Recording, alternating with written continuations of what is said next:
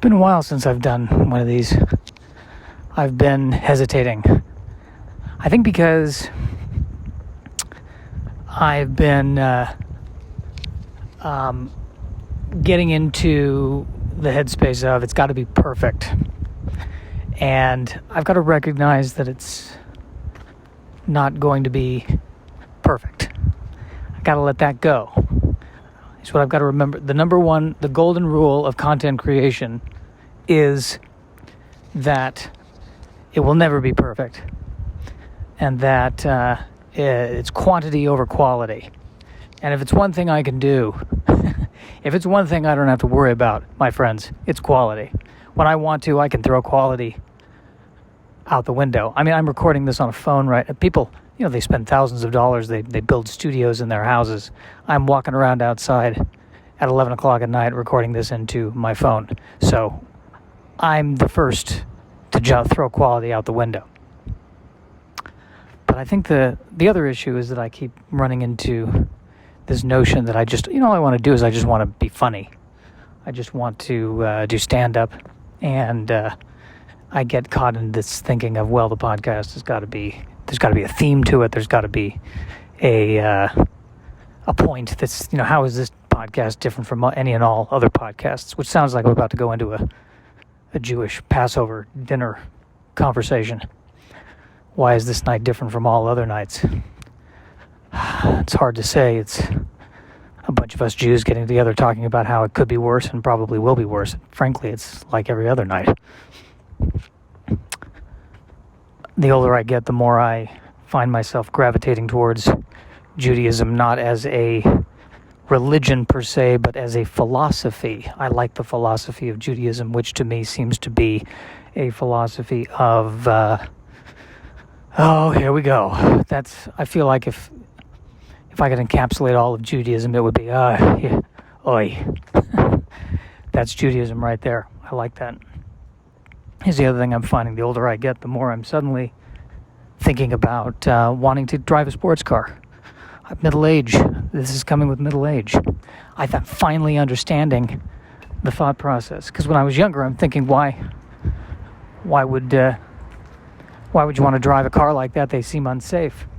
But the older I get, the more I think, what am I holding on to here? I've seen what life is. I get the idea. I want the wind to blow through what's left of my hair at least once before I shovel off this mortal coil. So that's my thinking on the matter. I've been walking tonight. I was listening to the soundtrack to Portal 2, which I enjoyed that game. I enjoyed Portal 2. It's a puzzle-solving game. And what I love is that they just contrive this entire plot around you having to solve puzzles. Scenes where, I have to go to the bathroom here, but I can't go until I solve this puzzle. There always happens to be a puzzle that needs to be solved to get to the next part of the level.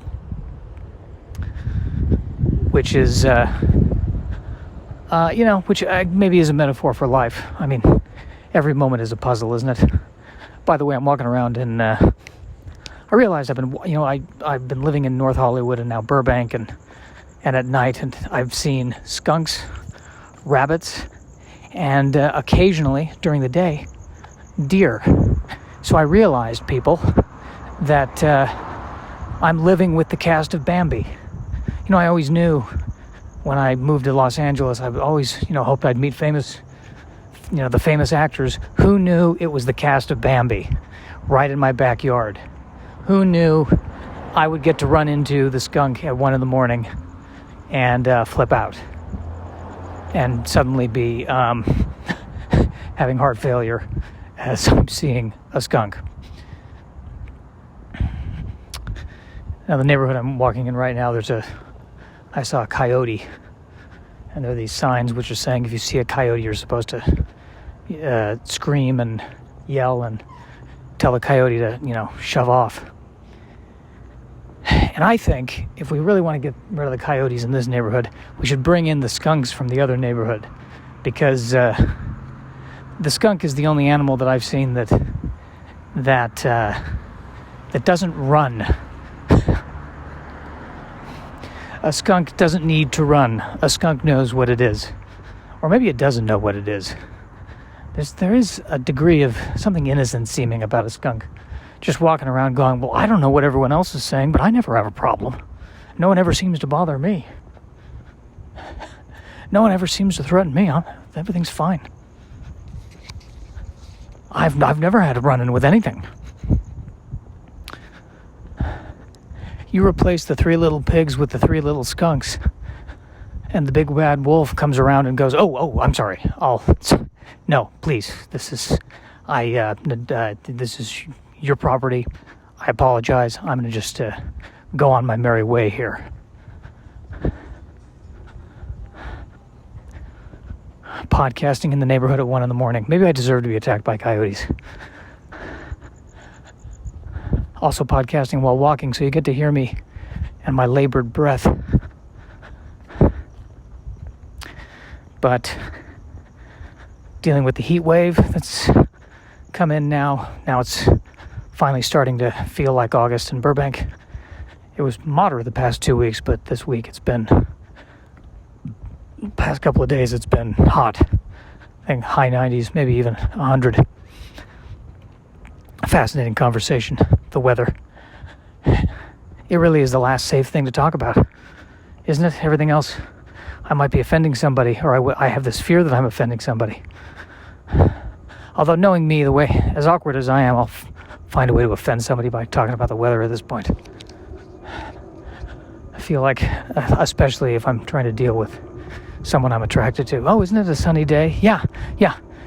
My dad just died of skin cancer, so thanks for bringing that up. I'm sorry. I didn't know. I didn't mean to. I didn't know. This is surreal. I'm seeing the coyote sign like feet away from where I saw the coyote. I'm doing a good walk today. Not too shabby. This is what happens when you drink 3 Cokes. I'm trying to cut out sugar from, not all sugar. I'm still eating a lot of carbs, but I'm trying to cut out desserts. Especially, and if I'm going to do a soft drink, at least do a sugar-free soft drink. And now I just seem to have put all my eggs in the basket of caffeine. Probably overdosing on caffeine as we speak. Simply shifting one addiction to another addiction. And I don't know, one of these days I'll be able to eat kale and rice. And that'll be enough, and I will somehow achieve enlightenment.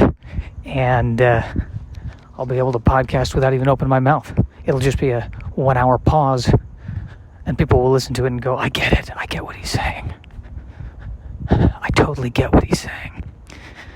But I'm also trying not to force. I'm trying to flow more and force less, both on stage and even now when I'm podcasting, trying not to, yell and scream so much, trying to just let the ideas flow, and you can enjoy it or not enjoy it. I was watching this documentary about the X-Men, specifically Chris Claremont, who wrote many of the seminal X-Men storylines, the Dark Phoenix saga, the Days of Future Past saga. Basically, any good X-Men movie, he wrote the general idea of it. And I just love picking apart the X-Men, or comics in general, but I really do. I don't think I've talked too much about Nightcrawler, who has the power to teleport from one place to the other, but also, looks kind of impish. So it's a double whammy there. Another mutant we never see. I feel like we never see enough of Storm. You could make a whole movie about Storm. Why haven't they done that? I'd like to see a movie about Storm. Control the weather. Now there's something. I wonder if Storm's affected by climate change. If her powers are getting more extreme. Running around going, oh God, it's awful. because of climate change. I ask for a thunderstorm, I give a hurricane. It's throwing me off. It's throwing me off. I think that's plausible. It's a plausible thing that could be happening to Storm. One of the plot lines was Magneto, who was the villain at one point, became the leader of the X-Men, redeemed himself. And what was interesting was that, Chris Claremont, in his way of thinking was that the whole story should evolve over time, whereas, the Marvel higher-ups would come to him and go, listen, we just want we want the classic, just reboot it. Just the classic X-Men. And whereas Chris Claremont kept inventing new characters and having his characters evolve. And I think that's an interesting and delicate balance that always seems to be one of the primary challenges. On the one hand, you reboot Spider-Man every 5 seconds. It feels a bit too much. But on the other hand, with the way they've been doing the Marvel movies, and there's a natural evolution, and now Iron Man was really the one of the main threads of the first phase, or the first 3 phases, and now the torches are being passed to different characters, and it's being done in a very methodical and intelligent way, until they don't make money, and then they bring Robert Downey Jr. back. Until the bottom line drops off. Okay, just bring him back. Turns out he's not dead. His soul was put into a toaster oven. We'll take the soul back, put it into the body. Boom, we've got Robert Downey Jr. back. It's all about money. All about money. I was thinking even today that does it even matter what kind of political system, economic system, you can call it whatever it is. It really is. It's all about money. That's what it feels like to me. And it's not so much that you can say what you will. The system is broken. The system is not broken. But it does seem to be more a matter of understanding how the system works. And calling it what it is, which is a game, not a system. And then asking yourself, how do you want to play the game? This is getting too ponderous. I don't mean for it to get too ponderous. That is not at all my intention, to get this to be too ponderous. I want, this is supposed to be a levity. This is supposed to be a podcast of levity. I want people to listen to this, and I want the misery of your lives to be interrupted as I discuss what it's like to see a coyote in real life and realize that I will never be the person who screams and yells and wards off a coyote. I will be the person who, if the coyote approaches me in any way, I am now the accountant for the coyote. The coyote is now in charge. I am the coyote's humble servant. The coyote, that I saw tonight, did something really fascinating. The coyote ran, and running, I don't run. If there's a zombie apocalypse, I'm just going to turn around, go to the first zombie I see, and go, let's just get this over with. I don't have the Achilles tendons for this. I am not a runner. The coyote, it ran. I don't run. I take at best a brisk walk, and the rest of the time I am driving. That is what I'm doing. So unless I'm in the safety of my Honda, I am of no use to the coyotes. The coyotes, as far as we are concerned, have taken over the neighborhood.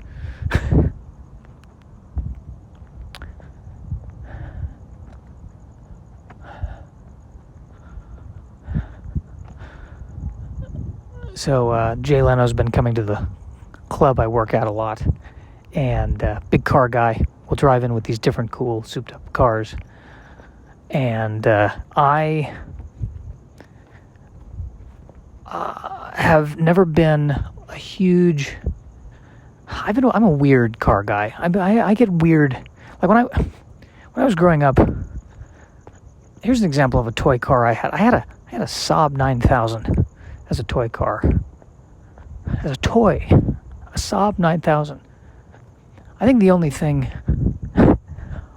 more dull then driving a Saab 9000 is pretending to drive a Saab 9000. And that should have been a clue to everyone around me that this is not the person who is going to go to another continent and explore the deep, dark caves and discover some new rare element and go on adventures and wear a lot of khaki. That is not what this person is.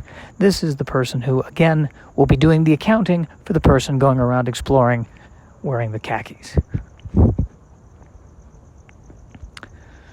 I think the other thing I got to come to terms with is I was trying to do these podcasts and have them last for an hour. And the fact of the matter is, if I feel like talking for an hour, I'll talk for an hour. But I think I need to give myself a little bit of a break, and perhaps anyone listening to this. And, there are going to be days where it's not an hour. There are going to be days where it's 10 minutes, 20 minutes. And you know what? That's okay. I think what's more important than anything is the consistency. I just have to keep showing up, just have to keep talking to you, let you know what's going on. Even if you're not even there, I need to keep talking. Need to keep talking to someone. Maybe the way we should look at it is that this is a conversation with God. Maybe that's what this is. And at one point, God has said to me recently, you're out of storage space. You're going to have to pay more if you're going to keep doing these 1-hour podcasts.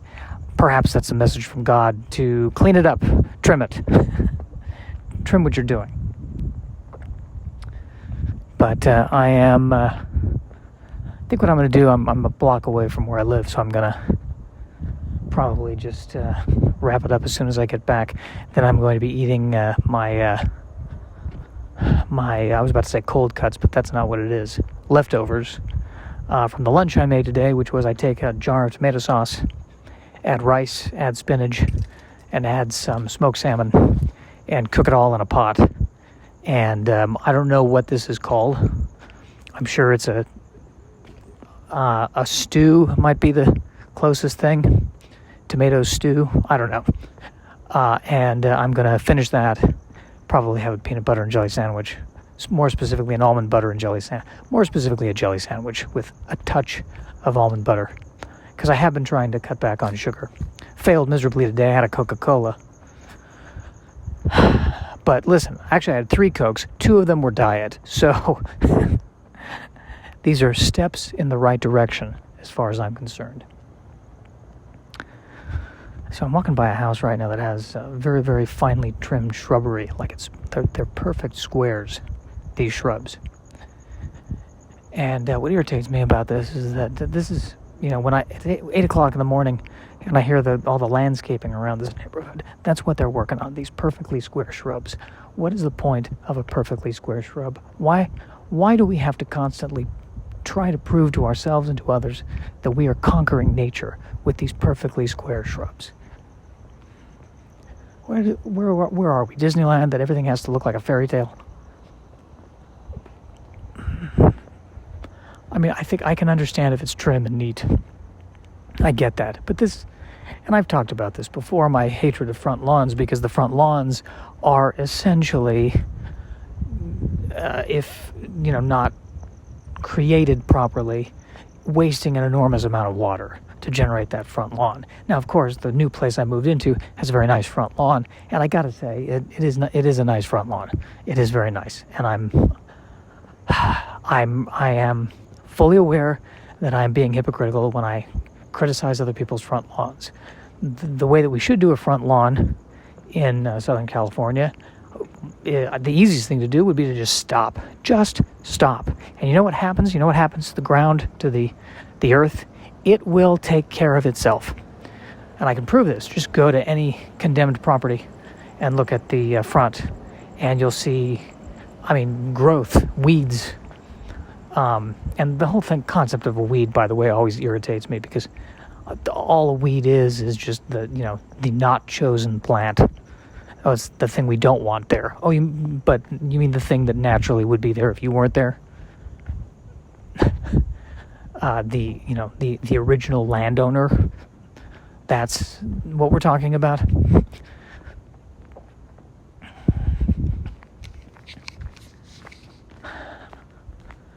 Walking by a tiny car, a Scion. I don't know, these tiny cars, like the smart car, the Scions, the really small ones, I'd be afraid to drive those. I know I just said I want to drive a sporty car. You know the one I want to drive? I want to drive the all-electric Honda. I think, is it the WRX? It's like the little hatchback sporty one. I think that would be the one I want to get. And I like that there's no room to pack anything, because here's what I've learned about me. If I don't have luggage, and if I don't have space, and I don't have any room to fill anything, then I don't collect stuff. And then 2 years later, when I need to move, there's less stuff I need to throw out. Like right now, by the side of my bed, I have an Ayn Rand book. I think it's Atlas Shrugged. That is beside my bed. Because when I first moved in, I'm so full of positivity. You know what I'm going to do? I'm going to read all the books that I haven't read. I'm going to read this Ayn Rand book. I'm going to put it right by my bed and read it. And currently, how I'm using it is I put my iPad on top of it while it's charging. So it's basically an elevated iPad stand. That's what I'd like to thank Ayn Rand for giving my iPad a place to call home at night. But we're coming up on... I just need to share also this awkward moment. I was talking as I was walking past somebody who was sitting on their porch. And I'm sitting there going, boy, I hope she thinks I'm talking on the phone, because it would be really embarrassing if she instantly could tell that I was podcasting. And then I thought to myself, why? See, this is my problem. Why do I care what she thinks? Why is that a problem? Why am I obsessed with her? Okay, so I'm podcasting. So what? What's the worst that could happen? I'll tell you what the worst that could happen is. I'm worried that a portal will open from the late 80s, and the kids who made fun of me in elementary school will fly out of it, and they'll go, you're podcasting, you're podcasting, you are podcasting, you are podcasting. And I'm living my entire life in fear of these people who don't even exist in the form that I think they exist in. So I am torturing myself. That is what is happening. What happened? I just tortured myself for no reason whatsoever. And that's gotta stop. I've got to acknowledge it. I've got to say, hey, I'm just these are just thoughts. I've got to acknowledge it. I've got to breathe. And then I have to allow myself to just podcast, man. Just podcast. Just podcast without judgment. Podcast without judgment. Let whatever comes to mind come to mind. The first thing that comes to mind, maybe I should prepare before I podcast. Maybe I should write something down.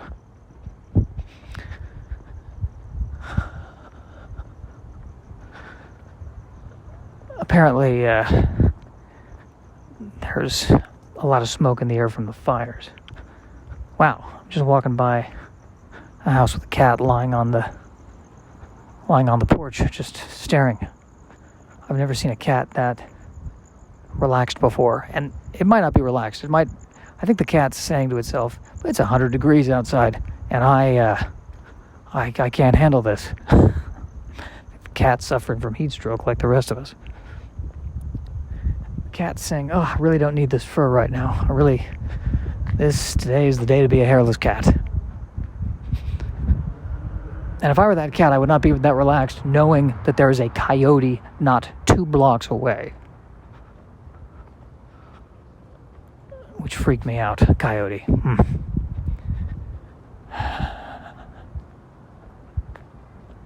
That coyote was, it was on a mission. I don't know what it was. I do not want to be in the way of that coyote, I'll tell you that right now. All right, that's enough.